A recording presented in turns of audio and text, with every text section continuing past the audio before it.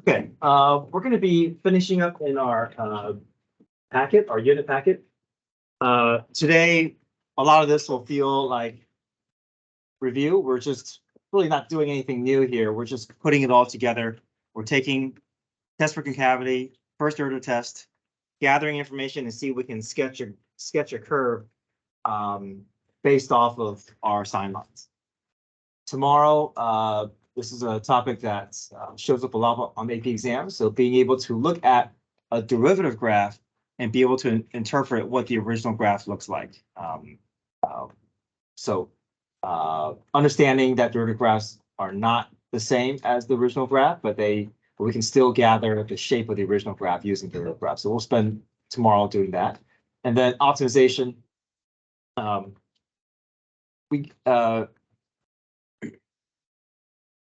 This is going to feel a little bit like related rates in the sense that it has kind of like a word problem feel to it. But really, you're just finding critical point. But the messy part is just taking the word problem and creating the equation, because the derivative is the easy part. The derivative is just power rule for the most part, but the setup is the more challenging part, just like how related rates is.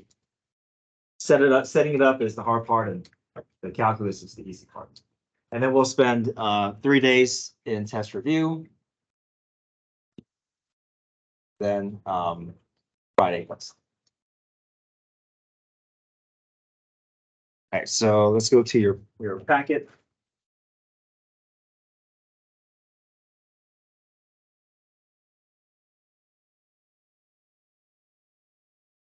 Okay, page 23.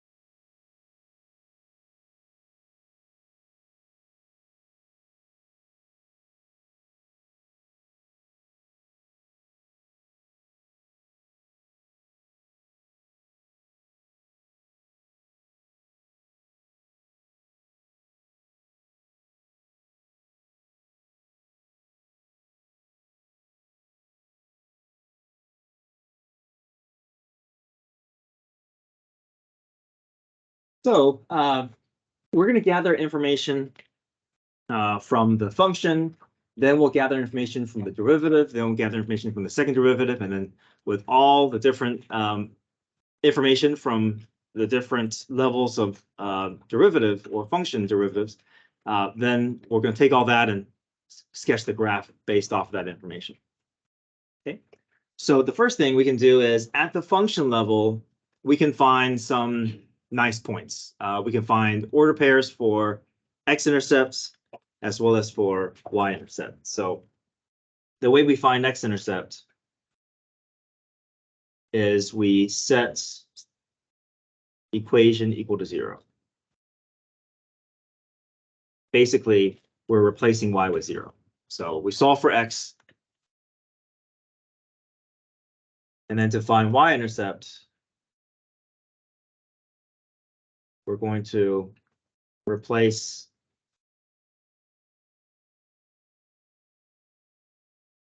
x with 0 and solve for y.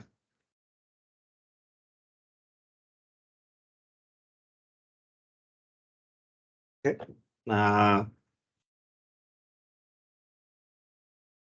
Okay, so to find x-intercept, I can basically is finding replacing y with 0.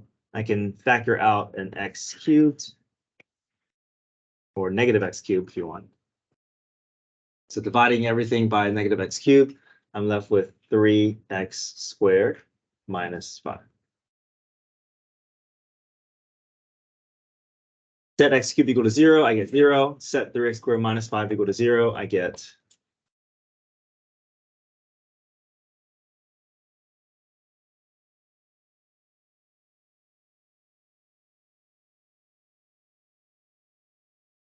so we have 3 x-intercepts, 0 and plus or minus root 5 thirds. Okay, so those are just points that we can place onto our graph. Next up, we can find y-intercept. Y-intercept, just replace all the x's with 0. And I get 0 plus 0, which is 0. Now, it's a duplicate here because we're talking about the origin here. So the origin is both an x and the y-intercept. So if it shows up for one, it'll show up for the other.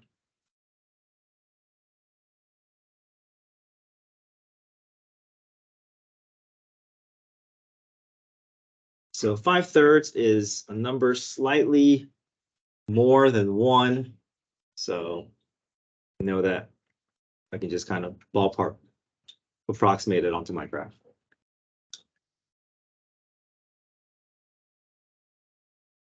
So x-intercept at 0. Root 5/3 is a little bit more than 1.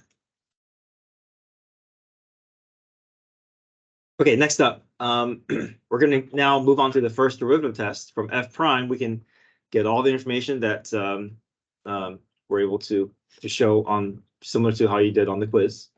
So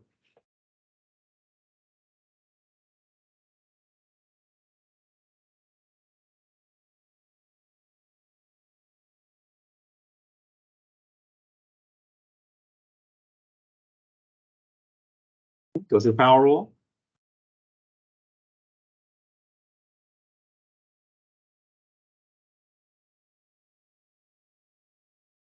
The nice polynomial, so f prime is easy.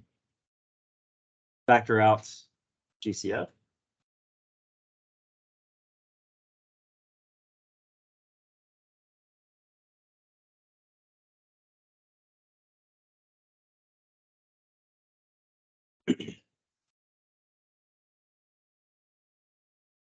Divide both my terms by my GCF. I'm left with x squared minus 1. I can continue factoring this out.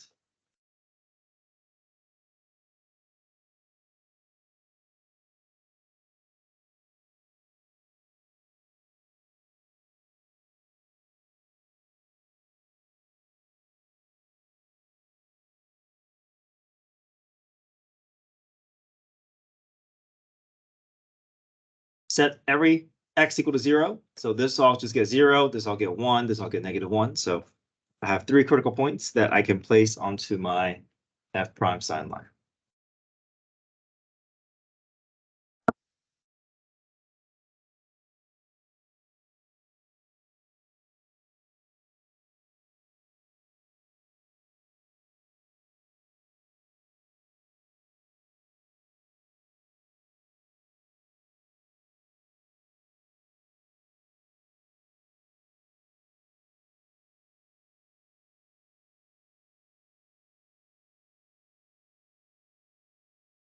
Okay, -2.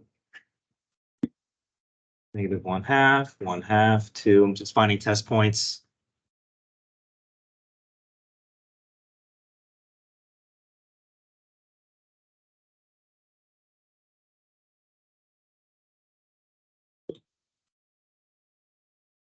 Okay, so let's see, -2 and for x, -15 times positive times negative times negative. So 3 negatives gives me negative.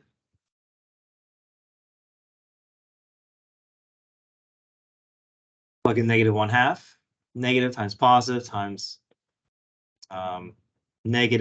positive times negative. So that gives me 2 negatives, which is positive. Plug in 1/2, negative, positive, positive, negative. So 2 positive, still positive. And then plug in 2, negative, positive, positive, positive. So 1 negative. So we know the graph is going to move like this. It's going to decrease to a relative min at -1. It's going to rise and flatten out for a moment at x equals 0, at some x equals 0, and then it's going to rise up to some relative max and then fall again. So these are x values. We don't know what the y values are, but we know our graph is going to be shaped like those arrows are behaving. Where do you plug in those test numbers? Into the f prime. just like how you did on the quiz, into the factored form of your f prime function, because you want to gather the slope information.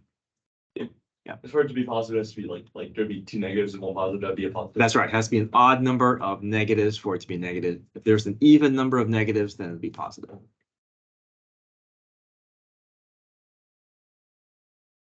Okay.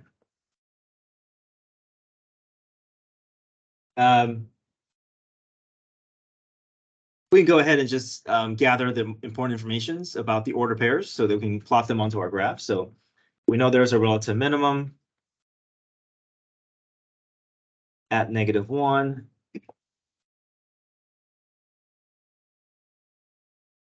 So to save time, I'm not going to write the because statement.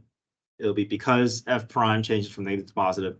But on the test, I'll be looking for because statements.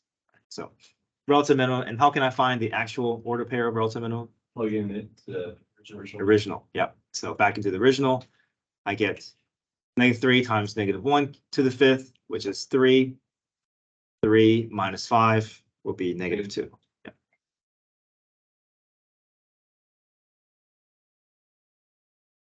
Okay. Relative max.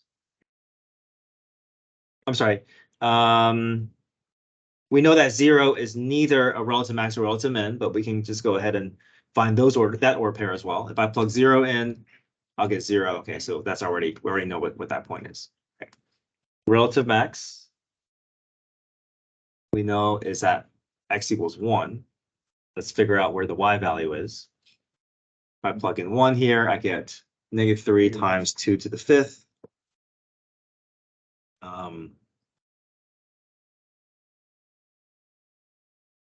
Positive 2.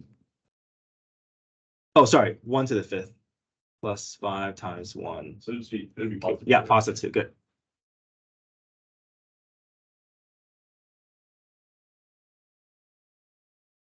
Okay, we can just space out the graph here.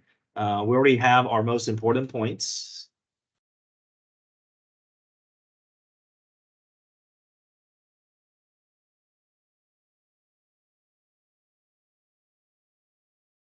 Okay, so we have an idea how the graph's going to move, right?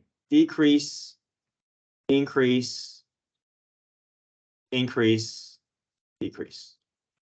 So why don't we just do a draft of the graph? We know that this is without the curvature information, but we can at least map out the path of the graph. Slope 0, flattens out, rise up, slope 0, and back down, right?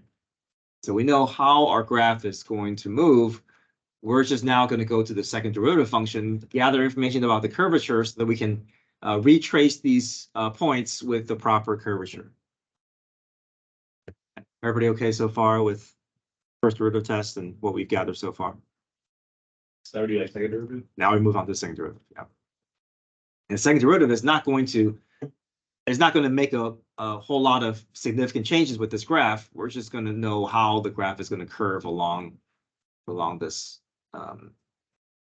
path. Okay, so let's move on to f double prime. So f double prime, we can start with the unfactored form because it's easier to do power rule here than having to go through product rule here. So power rule, f double prime. -60x to the third plus 30x. Good, thanks. So there's my f double prime. Critical points set equal to 0. I can factor out a -30x.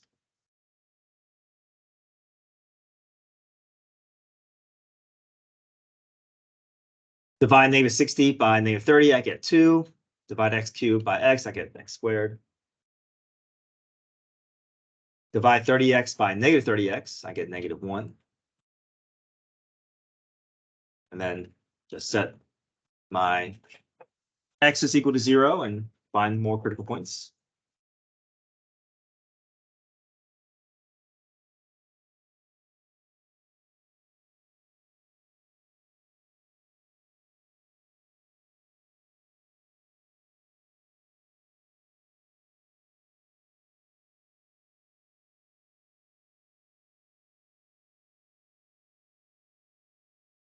Couldn't you like carry the 2 over to like times up by -1 and make a difference of 2 squares? And then like divide by 2 after you separate them? Oh, difference of 2 squares. We could, but then 2 is not a perfect square. So I mean, you could do difference of 2 squares, but then you're left with root 2x minus 1, which is the same thing. Yeah, you can definitely do that if you want. It's just that 2 is not a perfect square, so I feel like students typically don't want to do this, but that's fine. But it's just easy just solving for x and getting a plus or minus. Yeah, it's up to you.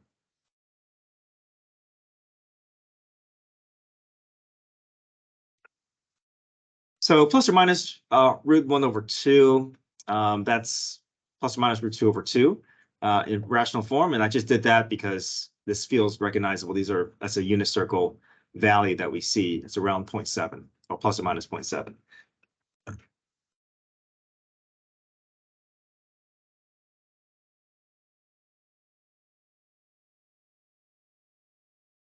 Okay. So now let's create our second derivative sign line.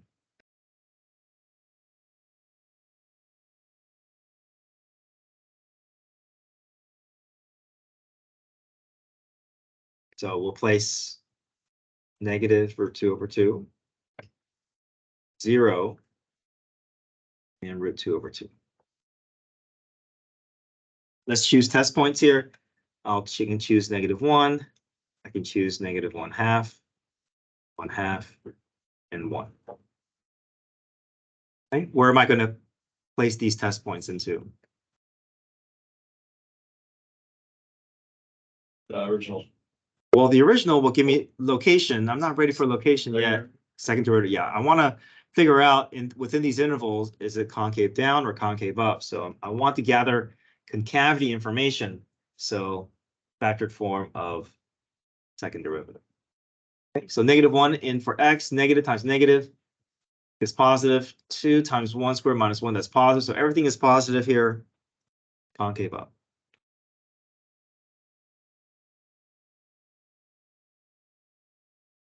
-30 times -1/2, that's positive. But then 2 times 1/2 squared, that's going to be 2 over 4. That's 1/2 minus 1, that's negative. So there's one negative here. So concave down.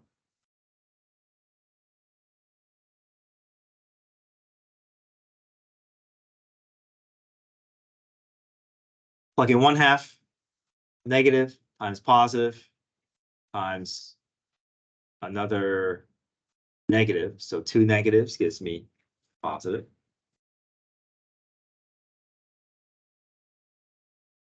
Plug in 1 negative times positive. Only one negative, so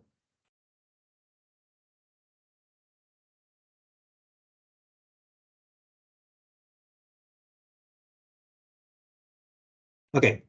If I want to find the physical locations, well, first off, we know the intervals of concave up, concave down. How many points of inflections do you see? Because change signs. Yeah. If there's no change in signs, then we cannot call that a point of inflection. Now, what if I want to find the physical location of these points of inflections? Yeah, back into the original. Now, 0 is easy, right? If I plug in 0, I get 0. Now, I'm not going to be picky about where these y values are. We know that these points of inflection are just going to fall along the path of the graph. So we can kind of just estimate where they are without having to go through a whole trouble of plugging in, because we know it's going to be somewhere along this path. So I'm going to just estimate where it is. So 0.707 is closer to on the other side of 0.5. So I know along the path of the graph, it's going to be somewhere around here. Okay, so I'm just going to ballpark it. I know that's the path of the graph. I don't know what the curvature is, but I know fairly certain it's going to be somewhere around here. And then -0.7 is somewhere to the left of -0.5, and just see where it falls, because we have the sketch in front of us already. So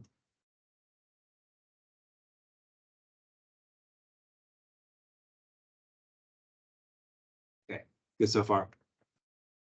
So what did you just plot down? I plotted down the points of inflections.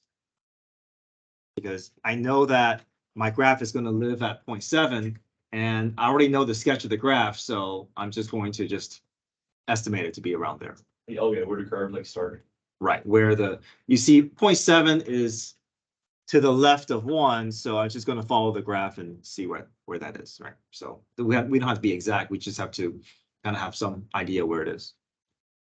So now we should have enough information to sketch our graph, because we know that up until the first point of inflection, the graph is going to show what? Concave up. So I'm going to retrace my graph. I'm not going to create a new shape. I'm just retracing, but then trying to be more intentional about how the curve is going to look. So I want my graph to start concave up. So concave up until this red dot here, this point of inflection.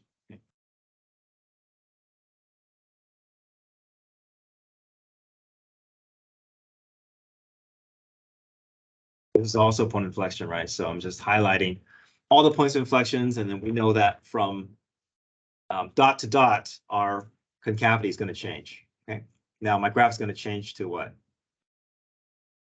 Concave down from my first point of inflection to my next point of inflection, right, to 0. So I'm going to kind of give it that concave down shape. Obviously, I'm not going to be able to do the full concave down shape because I got to just connect from point to point, but it does have that curvature that represents concave down. Next up to the next point, switches back to what? Concave up. Concave up. So I want to give it that U shape to the next point. And then finally, concave down. So upside down U for the remaining portions of my graph.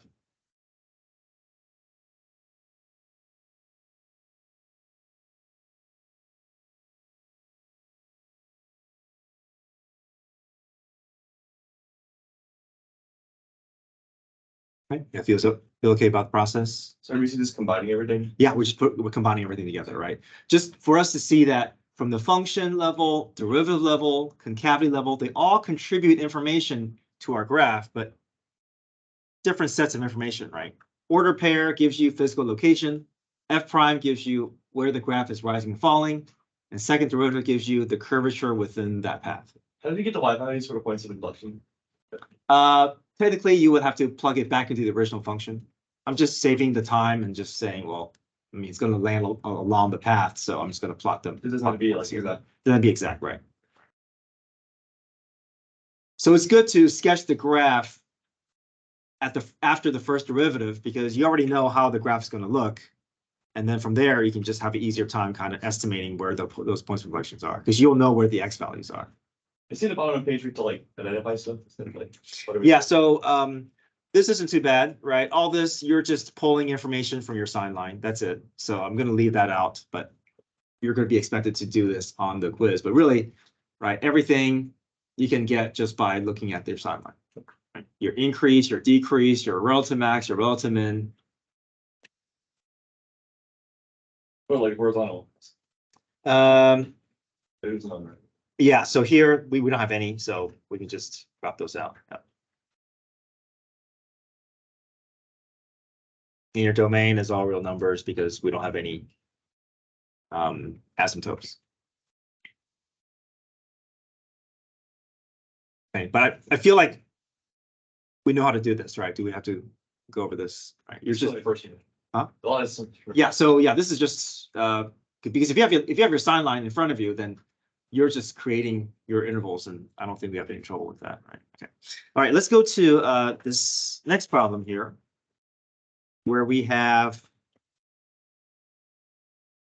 a little bit more involvement with the derivative because, or a little bit more complexity because we have a numerator and denominator.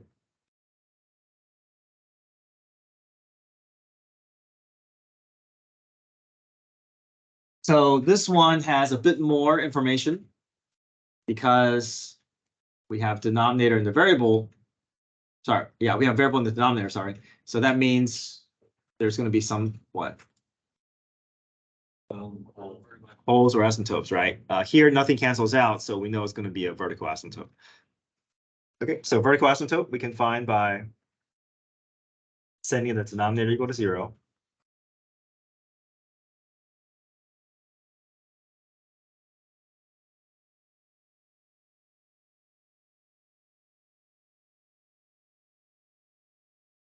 Two vertical asymptotes. We have one asymptote at 3, the other asymptote at -3. Just go ahead and just put that down. The nice thing about asymptotes is that it helps to shape your graph as well. You know your graph is going to kind of move towards the asymptote, so it kind of gives you some boundaries.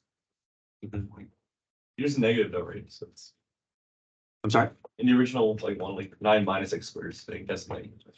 Yeah, I just added x squared to the right side. Oh, okay. And I just, the same thing as x squared equals 9.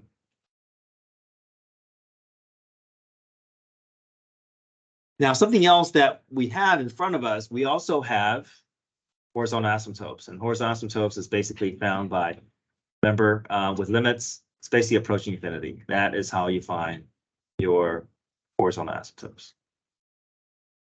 So if you remember about limit approaching infinity, what do we do? So like, so Compare degrees, right? Compare degrees. Degrees are the same, so my limit is just what?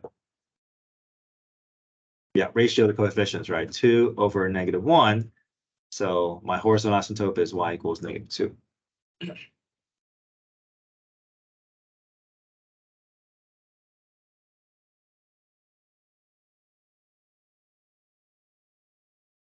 So having all those boundaries kind of helps us, makes it a little bit easier for us to sketch our graph down the line.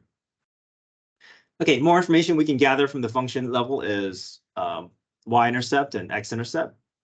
So x-intercept, I'm going to replace y with 0 and solve for x.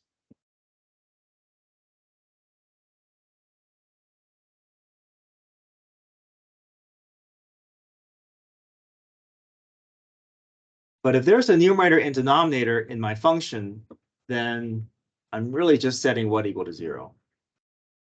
Just the numerator.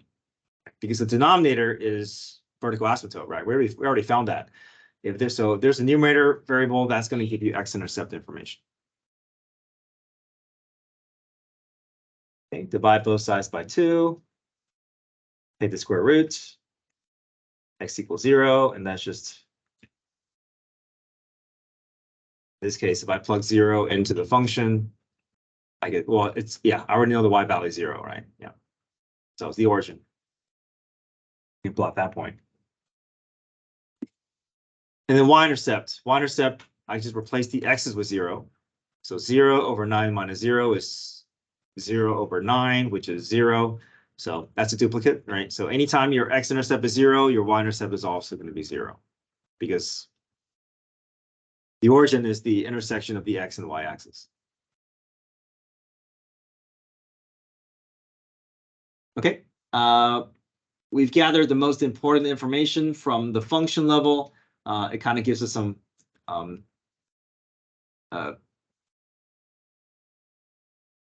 some anchor points and some anchor information to work off of.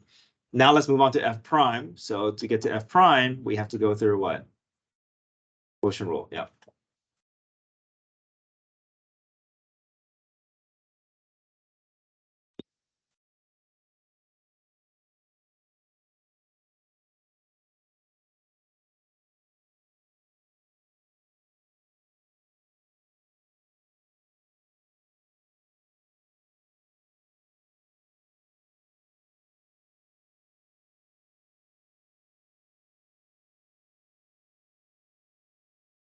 Okay.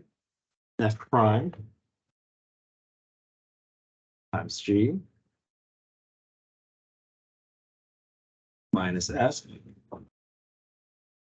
g prime all over g squared.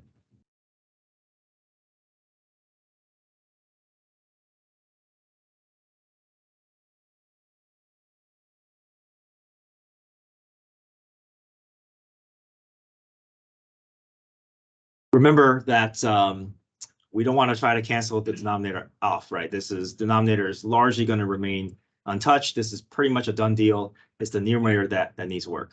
Okay, so let's distribute the 4x through, clean up that second portion as well.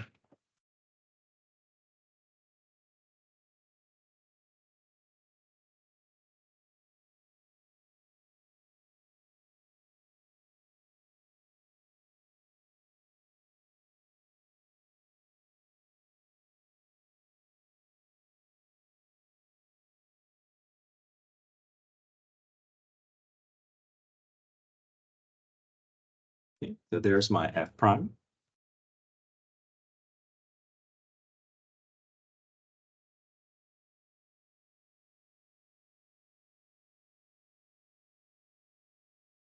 Okay, so now that we have our f prime, we can move towards our slope sign line.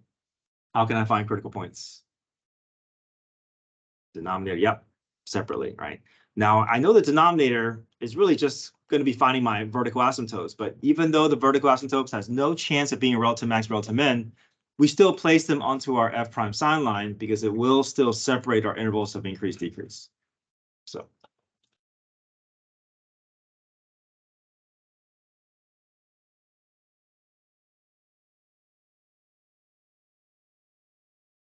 Take the square root of both sides, x squared equals 9, plus or minus 3.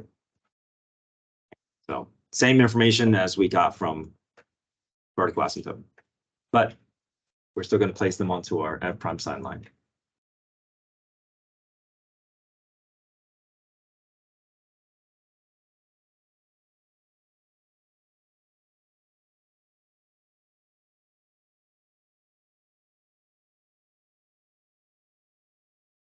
Choose values in each subinterval.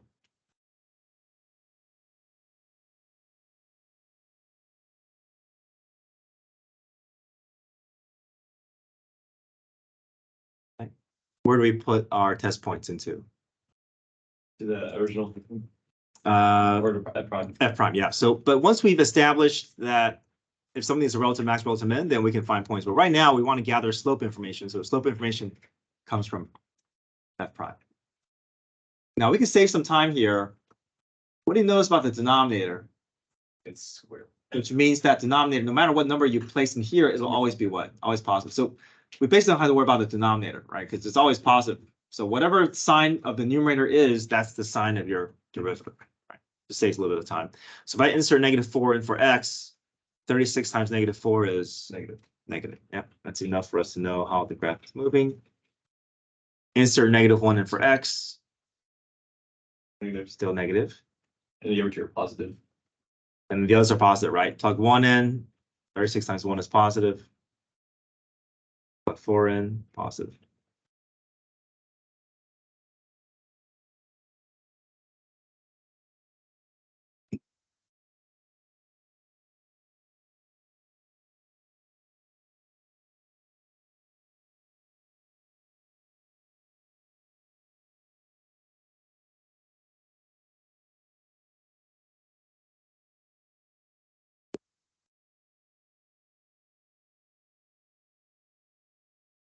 Okay,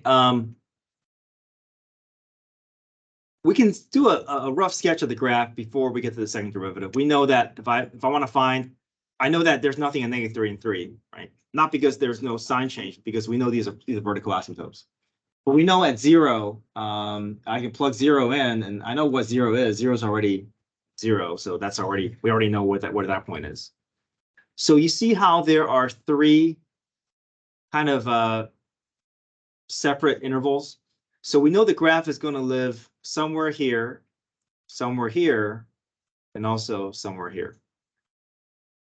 Now, this middle set of information is helpful. We know that there must be a what at 0 based off these arrows.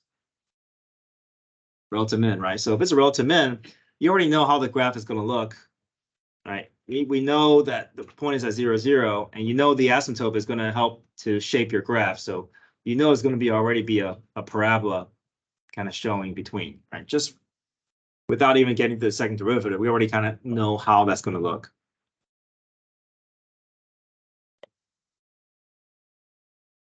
Now, the asymptote is going to help shape our graph.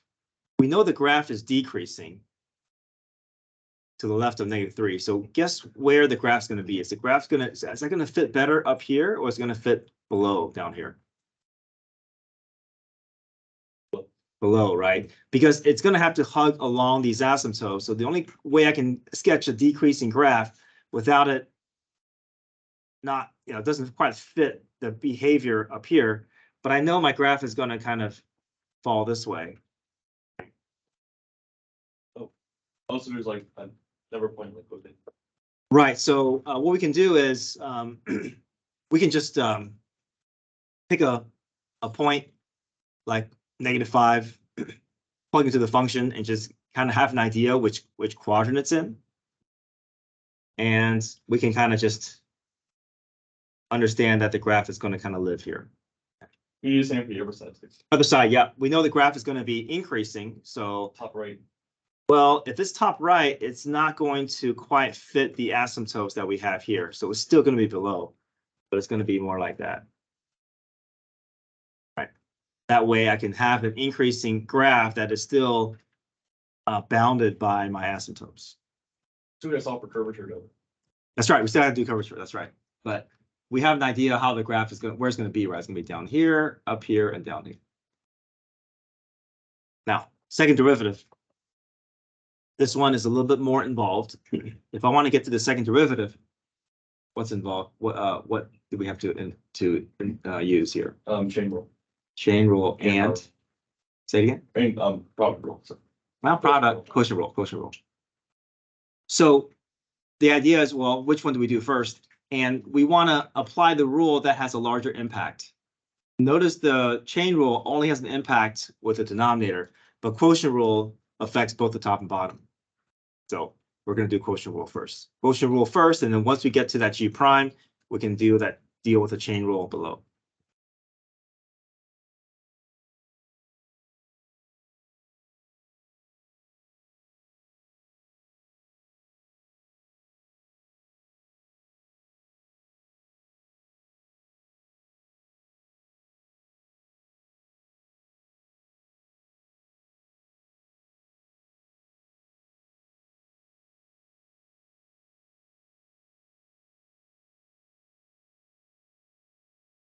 Double prime, right? That's right. Oh, you're right. That's double prime. Thanks. All right. F prime.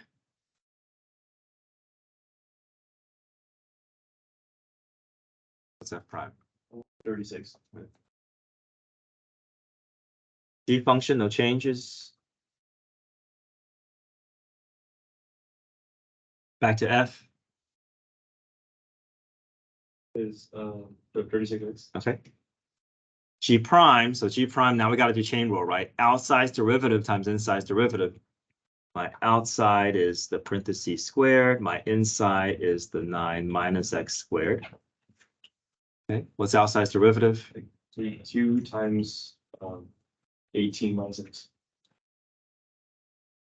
9 minus x squared to the first. Yeah, we'll deal with the cleanup later. But we have the outside derivative. Now the inside derivative times.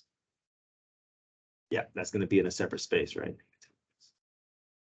All over denominator squared. The denominator is already squared, so I got to square that again. So squared on top of squared will be to the fourth.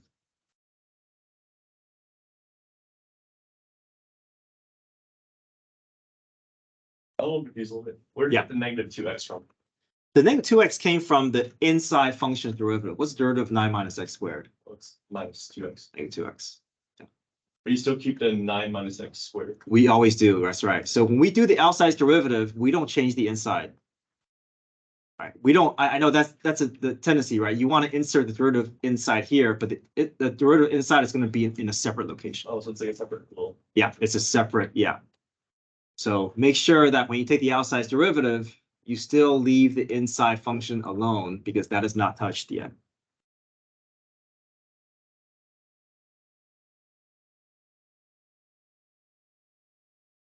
Okay, so I want to talk about cleanup here because it's hard to find critical points at this stage because everything is kind of messy.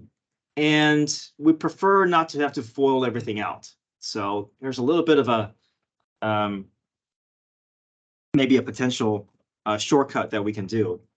Let me rewrite f double prime, just slightly cleaned up, but enough for us to kind of pick out the pieces a little bit better.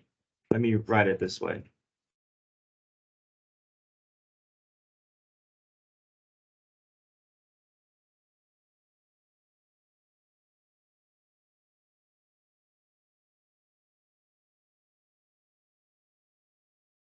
Okay, so this is the bit of a shortcut that we can do rather than having to fold everything out. We're going to do GCF from this stage. I just did a little bit of cleanup here. I just merged the 2 and 2x together and just made a negative 4x, but I know it's not quite everything cleaned up, but this is what I want us to consider. Think of this as two separate, messy, long terms. Okay. And because these are connected, I can say this is one term and this is my second term. What if I were to take the GCF from these terms as they stand? What's the GCF that is shared between these two messy terms? Okay, good. What else? 36. So what if I were to take those two pieces out? That will kind of accelerate my cleanup procedure here. So I'm going to take out a 36 and 1 9 minus x and 1 of the 9 minus x squared because that is shared. So I'm going to take out a 36 and a 9 minus x squared. So that's my GCF.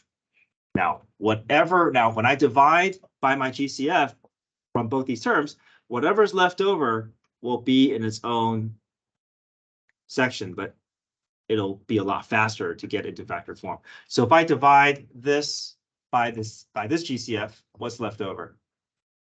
I still have one set of 9 minus x squared because this is raised to the second power, right? So that's going to go here. If I divide this by my GCF, what's left over? Okay, so the 36 is gone. The 9 minus x squared is divided out. So plus 4x squared. Yep. And if you look at this, then it's a lot. We're basically at the factored form. Rather than having to FOIL all this out, we can think, oh, let me just take out the GCF and see what's left over.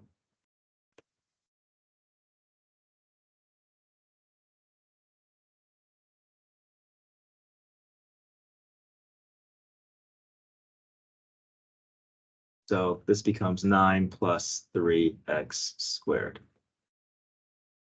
So now it's nice and clean because it's, for the most part, pretty much factored. We like all these parentheses because we can just set all those equal to 0 and look for our critical point. Now, there's one thing that we can clean up at this stage. Yeah, so normally I would say, most of the time I said to leave the denominator alone, right? Because you're not going to try to cancel it out. But once your numerator is cleaned up all the way to this stage, and from here, if you can see something shared, then I can take out because there's no addition subtraction that's preventing me from reducing these, right? So that makes it a little bit cleaner. One less thing to worry about.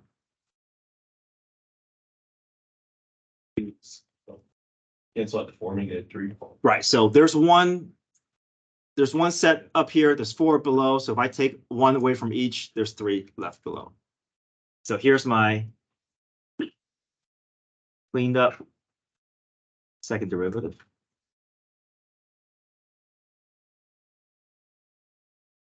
So now I can find my critical points. If I set the numerator equal to 0, am I going to get anything? Because it's imaginary, right? 3x squared equals -9 divided by -3, divided by 3, I got x squared equals -3. I can't take the square root of a negative number. That's imaginary. So I looked, but there's nothing here. But the denominator, I'm still going to get what? Plus or minus 3, right? The asymptotes will just keep making its way down to our sign lines. We know these have no chance of being points of inflections, but they will still separate our intervals for us. We'll choose test points.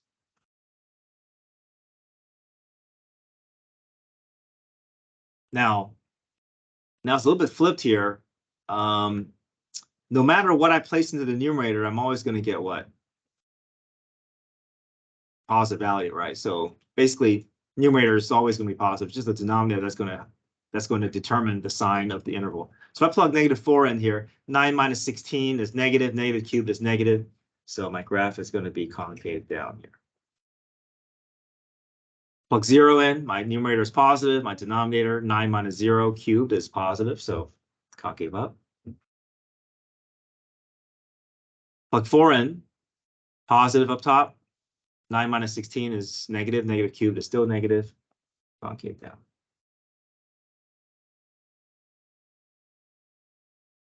So do we have any points of inflections? No. There is a change in sign, but these are asymptotes, right? If the point doesn't exist, it doesn't matter if there's a change in sign. If there's no point there, there's no point of inflection. Okay. So we already suspected this was going to happen, right? This kind of already looked like a concave down shape. That's just this kind of confirms it. Concave down. Concave up. Concave down. The arrows are gonna hug along the asymptotes.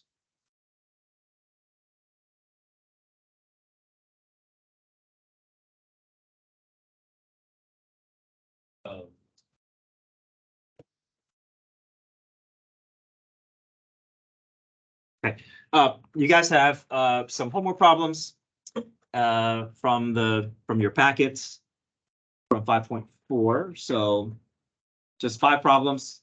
I'm going to post the key up on my website. I'll also send out a reminder this afternoon. All right, come get your phones. These take a while. Yeah, they do.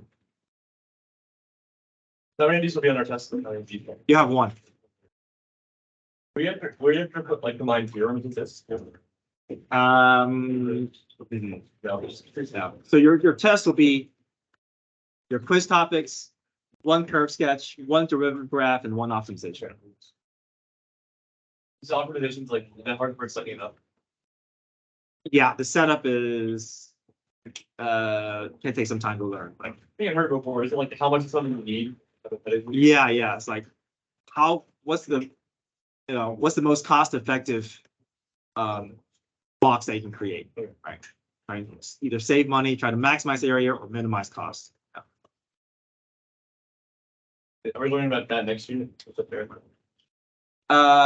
that's just BC. So we'll learn that second semester. Oh. It's all derivatives this semester for us. What is that like sign that like that little F like? Oh, that F sign there. Yeah. That's antiderivatives. Oh. So derivatives, we're just making our way down the chain. Antiderivatives, we're able to move back up. Oh, okay. Fine. So We're going the opposite way. exactly, yeah. So second semester is all about going the opposite way from first semester. And there's gonna be trig involved too. Yeah. We will do trig derivatives in November, and then we'll also do trig integrals next semester too. Yeah. You need a circle for that? Unit circle for derivatives. Yeah. More so for derivatives than integrals. Yeah.